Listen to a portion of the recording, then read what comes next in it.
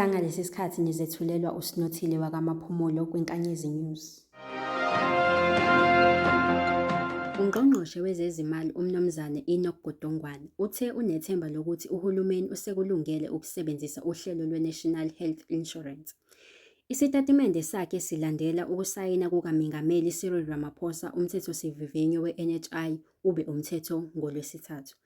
Lesi sinyathelo sihlangabezane nokugxekwa okuhlanganisa amaqembu amaningi ezepolitiki kanye namabhizinisi kanye nomkhakha wezempilo ozimele. UGodongwana uthi lolu hlelo luzoxhaswa ngentela kanye nezibonelelo. I-Equity idinga ukuthi lolu hlobo loxhaso lwezimali lwelulwe nakulabo abangenayo i-medical aid.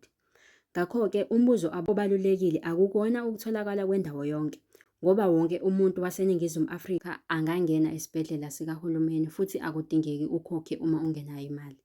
Inkinga ukungena ngoba abantu abanazo zonke izikhungo zakuleli, kuchaza uGodongwana. Lezi ubuzithulelwa uSinothile wakwaMaphumulo. Siyacela nisubscribe ku-YouTube channel yeNkanyezi News.